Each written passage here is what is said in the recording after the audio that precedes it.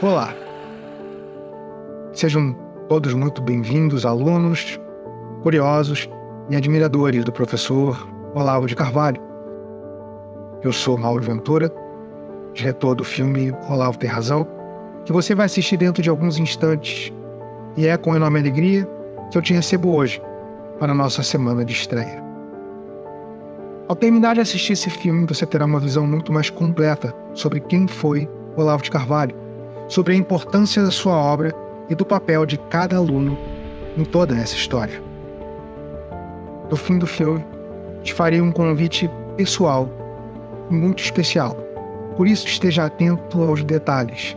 Eu sei que para alguns de vocês, Olavo foi uma referência política. Para outros, um verdadeiro professor, um brilhante filósofo. Eu tive a sorte de tê-lo como amigo. Ao mesmo tempo, na opinião de muitos, ele foi duramente julgado como um farsante, chamaram de radical, de polemista, de conspirador e charlatão. Mesmo quando ele se dedicava a cumprir amorosamente o seu papel de conselheiro, de pai, de marido, de avô, de amigo muito querido de tantos mais. Como é possível que um único homem seja tão amado e tão criticado? O que está por trás de toda essa história? Os frutos do seu trabalho são inegáveis e se provam todos os dias nas milhares de vidas que ele transformou e no impacto dessas pessoas na cultura do nosso país. O professor Olavo foi responsável não apenas por iluminar a inteligência de milhões de pessoas, revelando certas realidades antes desconhecidas e ocultas para eles, mas também por incentivar a esperança, instigar a força e inspirar a busca sincera pela verdade, marcando a memória e o coração de alunos pelo mundo inteiro. Por isso mesmo, muitos tentaram calar a voz do professor Olavo e silenciar seus alunos, ridicularizando todos os seus argumentos. E parece que ainda hoje, mesmo após a sua partida, fazem de tudo para evitar que cada vez mais alunos levem adiante os frutos indomáveis de sua obra. Neste filme assistiremos a relatos inéditos e íntimos do professor, seus familiares, amigos e alunos mais próximos, para enfim conhecermos a verdade sobre a maior campanha de difamação da história. E sobre o homem que, sempre com um sorriso no rosto, não se rendeu ao medo de dizer a verdade e que lutou por ela até o fim. Não se esqueça, ao final tem um recado importantíssimo para você sobre o futuro da cultura do nosso país e do seu compromisso nessa história. Então assista a cada segundo dessa produção com muita atenção, com todo o cuidado que eu recomendei nas lives que fizemos até aqui. E fique conosco até o fim.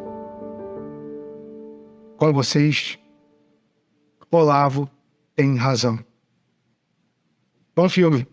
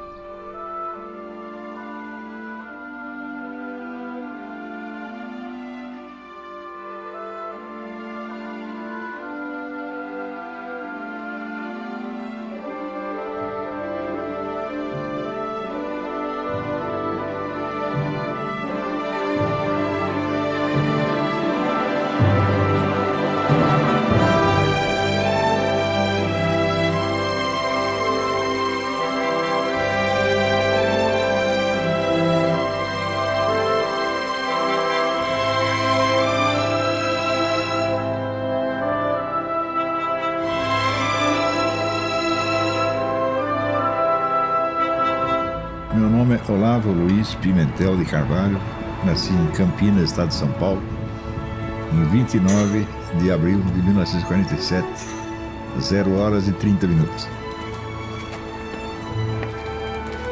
Eu sou um escritor e um conferencista, isso sem dúvida, né?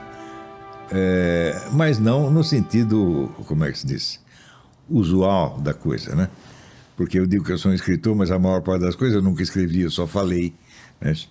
Quer dizer, eu dei muitas conferências, dei muitas aulas. Se perguntar, você é só um professor? Eu falo, bom, de certo modo sou, mas não sou um professor no sentido, como é que se diz, profissional da coisa, não faço parte da classe dos professores, muito menos professor universitário, né?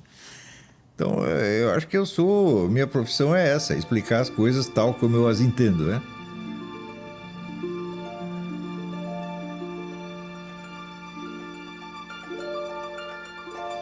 Eu logo que nasci, fiquei doente durante 7 anos, com febre, delirando, etc. Mas quando chegou a minha vez de entrar para a sociedade humana, quando eu fui para a escola, eu era um bebê, eu não sabia nada da vida. Então, todo mundo me fazia de trouxa, eu percebia que isso estava acontecendo, e daí veio a verdadeira obsessão de entender o que está acontecendo. Se perguntasse assim, o que você quer ser quando crescer, eu diria, eu quero ser o sujeito que entende o que está acontecendo. E a minha vida inteirinha foi isso. Quer dizer, observar as situações reais humanas, entender o que está em jogo, né, quais são as motivações das pessoas, quais são os resultados que elas vão obter com as suas ações. E entender, então, o processo da vida humana no seu sentido mais concreto, direto e pessoal, por assim dizer. Na verdade, foi só isso que eu fiz a minha vida inteira, né? Inclusive as análises que eu faço sobre política é tudo baseado nisso, né? Olha, a minha infância foi passada dentro de um quarto. Então, o ambiente era a minha cama, a parede do lado onde eu vivia rabiscando coisas.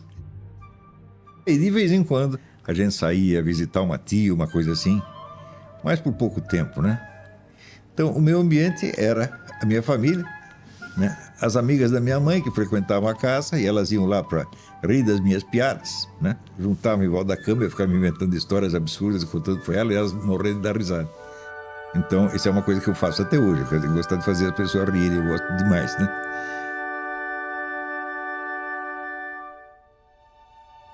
Minha mãe era um anjo, rapaz. Minha mãe era muito bonita, parecia uma atriz de cinema. E eu ficava com dó dos meus amigos, porque as mães deles eram tudo umas mocreias muito bravas que vivia batendo neles. Minha mãe nunca me batia, era um doce de gente, né? Meu pai se separou da minha mãe quando eu tinha uns 8 anos. Eu fiquei alguns anos sem vê-lo e depois eu fui morar com ele um tempo, na cidade de Iguape. Meu pai, assim, era um perfeito cavalheiro, né? Nunca tive uma discussão com meu pai, jamais nada, nada, nada. Era um homem educadíssimo, né? Então, assim, de matéria de pai e mãe eu não posso me queixar. Foi ruim porque eles separaram, foi muita tristeza, minha mãe ficou triste, né? A tristeza da minha mãe me tornou muito vulnerável às lágrimas femininas. Mulher chorando obtém de mim tudo que ela quiser. Até hoje é assim. Não sou capaz de dizer não, né? Ele tratava todo mundo com muito respeito, independentemente da classe social. Ele tinha sido colega de faculdade do governador do estado, que era então Roberto Abreu Sodré. Ele tratava esses caras igual que ele tratava o mendigo na rua. E quando ele saía para pescar, tinha uns 2 ou 3 mendigos que iam lá pescar com ele. Eu achava muito engraçado as pessoas que viviam se queixando de pai e mãe, né? Eu falava, pô, por que você vai brigar com seu pai e mãe? Arruma um inimigo de verdade, né? É brigar em casa, que graça tem, né? O meu irmão, quer dizer, é uma vítima da Universidade Brasileira. Meu irmão sempre foi um gênio matemático fora do comum. Inclusive ele conseguiu fazer um cálculo que era considerado impossível, que é o cálculo de otimização de capital de giro, onde as variáveis são tantas que nem computador aguenta. E ele conseguiu inventar uma fórmula para calcular esse negócio, né? E, veja você, levou para o mais famoso matemático brasileiro, que eu não posso dizer o nome, e o cara primeiro riu da cara dele, falou, isso é impossível. Daí ele insistiu, não, professor, fica aí, eu só ler aí, amanhã eu volto. Dia seguinte ele voltou, o professor disse, eu aprovo, mas só se você me der participação. Mas isso é o Brasil, rapaz. Então, esse foi o meu ambiente. No começo foi muito pobre. Não tinha nada, na verdade. Só tinha ali a casa, minha mãe, meu pai, meu irmão. Amigos eu fui fazer muito mais tarde, quando eu entrei para a escola, né?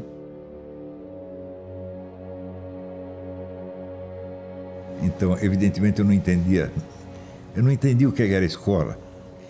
Eu me lembro também, todo mundo fazia de trouxa, gozava da minha cara. Um dia eu fiquei bravo com isso, né? E chamei o sujeito para briga. E briguei com ele, eu já tinha sarado das minhas doenças, estava forte, ganhei a briga, né? Mas ele acabou virando meu grande amigo, meu maior amigo. E mais tarde ele foi ser padre, né? Aí que eu comecei a ter amigos, né? Esse foi o primeiro.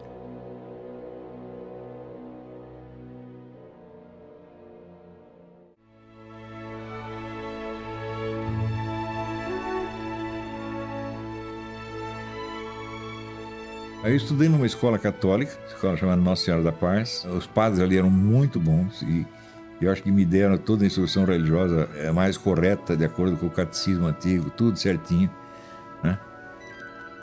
E eu acreditava em tudo aquilo, e eu gostava muito da igreja. Era uma igreja muito linda, cheia de painéis pintados pelo Fulvio Penac.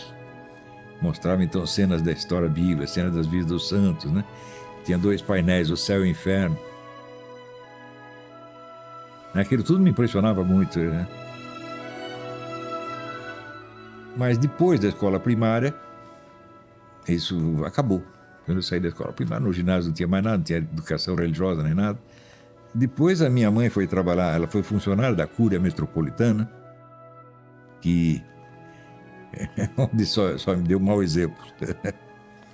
E a minha mãe trabalhou lá um tempão. Chegou na hora dela fazer as contas e encerrar o trabalho dela lá, né? Não queriam pagar um monte de hora extra que estavam devendo para ela, né?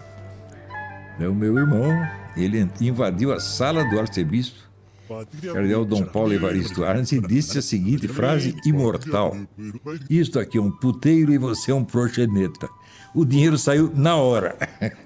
Eu só fiquei bravo porque ele não me avisou. Como é que ele fez isso na minha ausência? Eu cheguei em casa, estava ele e a minha mãe, os dois rindo, que nem louco. O que aconteceu? Daí me contaram a história. Quer dizer, mas aí a igreja também já não era a mesma da minha infância. Já era a igreja do tempo da teologia da libertação, essa palhaçada toda.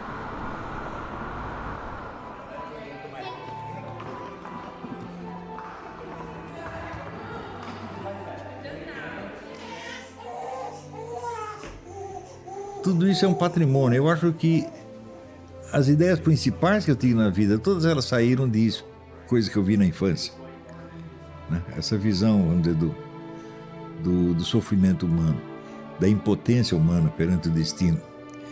Uma coisa que sempre me impressionou muito, né?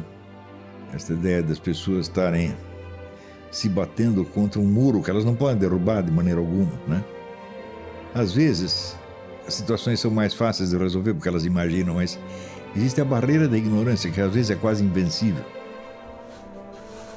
Eu me lembro que uma vez eu fiz uma experiência, tinha uma cachorrinha, e amarrei a cachorrinha com um laço, um poste. E ela tentava sair, mas ela pulava para frente. Pá, pá, pá. Eu falei, quantos anos ela vai levar para ela entender que se ela for para trás, ela escapa? Então eu vi isso, para mim foi a imagem de muitas vidas humanas. Às vezes a solução está na cara, mas as pessoas não sabem. E eu vejo isso tanto na esfera pessoal, quanto na esfera maior, histórico-política, não só brasileira, mas mundial. Às vezes as pessoas têm uma certa recusa de entender, porque elas querem acreditar que elas já entendem, né? Então, elas não têm ideia o que eu chamo mapa da ignorância. O mapa da ignorância é a lista daquilo que você precisa saber para você entender melhor aquilo que você já sabe. Sempre tem isso, né? Sempre está faltando alguma coisa. E, em geral, a pessoa não tem isso. Elas acham que aquilo que elas sabem é suficiente. Então não fazem as perguntas certas. Já tem as respostas prontas. E aí mesmo é que se estrepam, né? Isso eu acho que é a grande tragédia humana, né?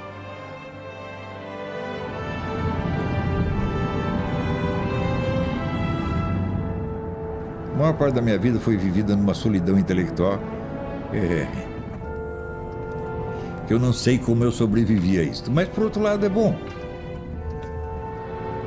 Se você está sozinho, você aprende, você confia em você mesmo, você está lascado.